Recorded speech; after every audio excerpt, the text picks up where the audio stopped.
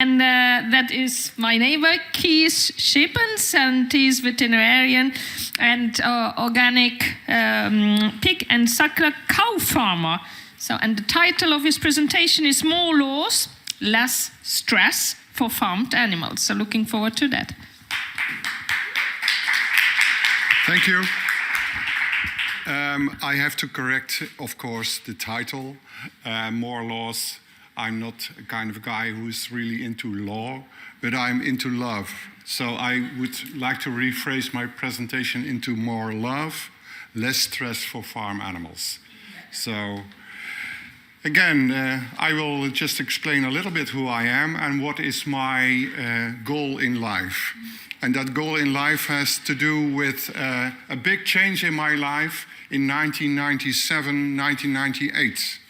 And that 2 years are the 2 years classical swine fever caused a massive eradication of almost every pig in the Netherlands. We killed 11 million pigs in that 2 years.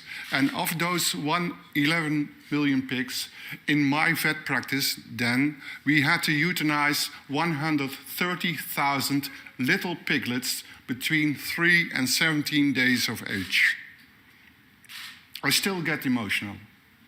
Yeah, because we were vets murdering piglets between 3 and 17 days of age, not because they were infected by classical swine fever, but because they were in the so-called 3-kilometer zone. Doing that changed my life. It changed my life, and I said to myself, no, nay, never, no more. I will never do that again. So then I started thinking, I started feeling, I started opening my heart, and I said to myself, I'm a free-spirited farmer and a veterinarian. I'm not going to abide the law killing little piglets anymore in my life. So I said, I'm gonna start my own farm, have my own pigs and have my own cattle, and do that to raise awareness for the emancipation of farm animals. Not things, sentient beings, the word has been used before. And that's what I strive to do in my life up till now, and I feel totally happy doing that. This is my organic outdoor farm in Oorschot, the Netherlands. If you take a radius of 50 kilometers, 50 kilometers, in that area there are 5 million pigs. 5 million pigs. How many do you see outdoor? I would say it's more than 5, but it will not be 500. Oh, I want to go back one. And I'm doing that in the 19th generation. If you talk with Canadians or with Americans, they have indigenous people. But I'm European indigenous. I am there since my family is there farming since the 13th century. If you talk about sustainability, I have to show that there will be a 20th generation. That's true sustainability. I'm not sure. I'm a veterinarian. And after that event in 97, 98, I said to myself, hey, I want to spread the news, and it sounds funny when I say news, but I want to spread the knowledge about what actually is normal behavior in a pig. Because most of the farmers nowadays, they know everything about technique, they know everything about the finances, they know everything about managing the farm, yeah? Which means not having to wear a coverall, which means having hardly any contact with your animals, but just looking whether the numbers are achieved every month or every week. So I've been whispering all around Europe. Yeah? I have had more than 20,000 farmers in my audience talking about pig behavior and thereby talking about pig welfare. And I always say to the farmers, You first have to look. Then start thinking, but then also start acting. Look, think, and act. And acting, that's what I'm doing. Oh. And going back to emancipation of farm animals, I think the only way to really do that, because the pigs won't tell you what they want, but you have to have a certain attitude toward those pigs based on respect, reciprocity, and responsibility. That's how indigenous people see the world. And that's how I see the world. Yep. The volume up. These are my pigs. This is my farm.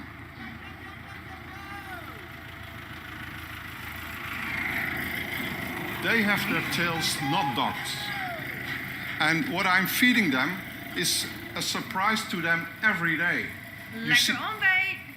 So what I get here is all the leftovers from an organic supermarket chain in the Netherlands. So that's what pigs are meant for. That's how pigs were kept also all those generations before us as an animal which will eat what we throw away. And what we Dutch people throw away on organic food, I have to say it is shameful. It is shameful.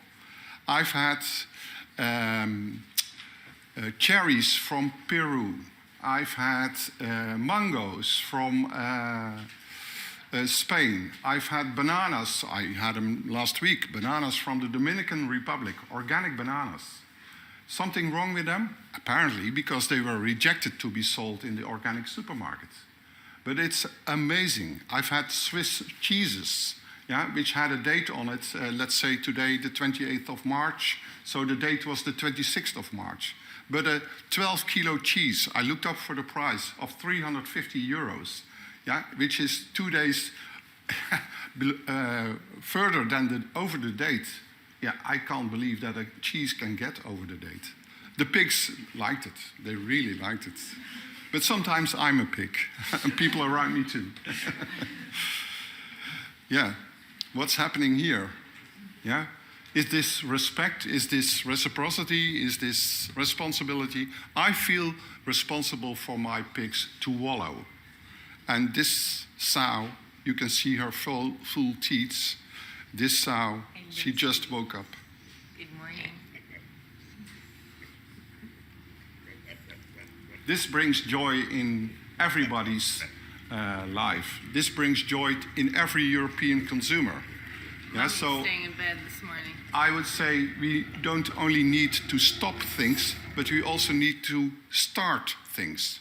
And making this awareness grow in consumers across Europe, I think is really necessary. Those 5 million pigs, of which I see maybe 500, that's also for me something not to be proud of. This is the nicest one. This is why they always say that pigs are pink. Have a look here. It is unbelievable. Unbelievable. Here. They have pink yogurt, so strawberry yogurt, organic. So even my black Berkshires, which is an almost extinct breed, they become pink. These are the young ones. Oh. What happens? They turn when played. Oh. It's okay. And also in wintertime. It's even maybe nicer. I will play this one again, but it stays upright. So what would you call this? We give them a good life. We give them the pleasure of eating. And I would say it's not enough to give pigs a life worth living, but a good life, a real good life. And Life's not bad today. Hey? So they really enjoy their lives. What I'm also doing, I am a thinker and I'm a pioneer. I've developed the intelligent pig toilet. So if you talk about greenhouse gases. If you talk about the nitrogen crisis in Holland, I try to solve it in a clever way. And that clever way is positive reinforcement. Positive reinforcement, then you can bring pigs that far that they will urinate on one spot and defecate on the other. Yeah, we men, when we go to our men's toilet, we know that. I mean, the reinforcement is just because we can pee easier. But they are there. Yeah, we can do it separately. When you do it with pigs, you have to give them a little reward. I said positive reinforcement, and that little reward is a lemon candy. So I've developed now, my son actually has developed an automated pig toilet, and it looks like this. Yeah, on the right side, you see two little drinkers, and in one drinker, the lemon candy will fall when the sensor, which is below the slatted, that's the only part which is slatted, when the sensor under the slatted floor is activated by urine. So within 2 to 3 days, they learn to urinate there, and the defecation on the left side is more or less automatic. Then you can use straw again. So then you can have pigs indoor and then even enjoy living on in a straw-based system. And the nice thing about this is when feces and urine don't get connected to each other, there will be no ammonia. So when there is no ammonia, our nitrogen crisis in the Netherlands will be a little bit less than it is right now. So that responsibility, very often pig farmers say, ends when the pig goes on the truck to the slaughter plant, but it doesn't. So together with Eyes on Animals, we made a big slaughter plant. We call it big because it will do around 700 pigs an hour.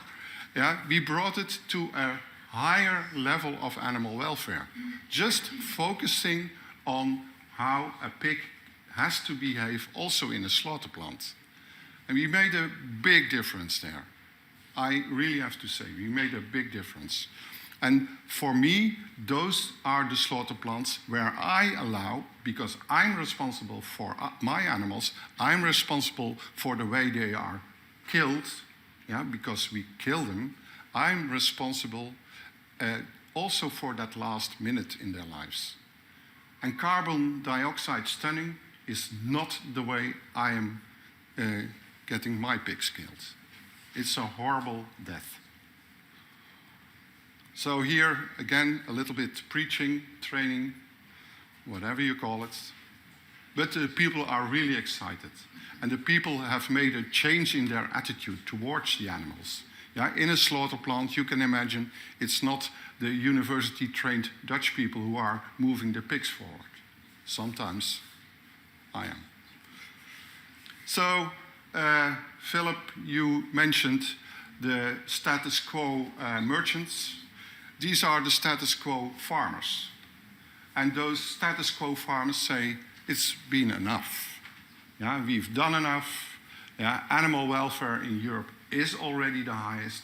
We are not going to do one step further. And that is, I think, because there is not too much of positive reinforcement. We very often say, you cannot do this anymore. You cannot do that anymore. But I would love that there is more time, also maybe more money out of the EU to bring positive reinforcement. When I developed the pig toilet, at some point I thought, hey, let's punish them with electricity when they urinate in the feces area. But I didn't. I said to myself, hey guy, not the quick fix, not the easy way, positive reinforcement. And lemon candies, they do the trick. So I want to end by Leo Tolstoy. Yeah, Gandhi was already mentioned today. Gandhi and Leo Tolstoy, they met. They met in South Africa.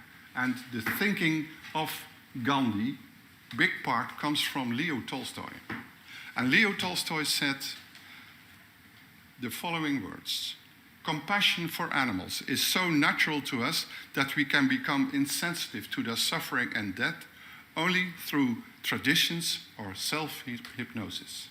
So I would like to end with the following 3 sentences. Overhaul those farmer traditions. Overhaul them. Stop the self-hypnosis. And thank you very much.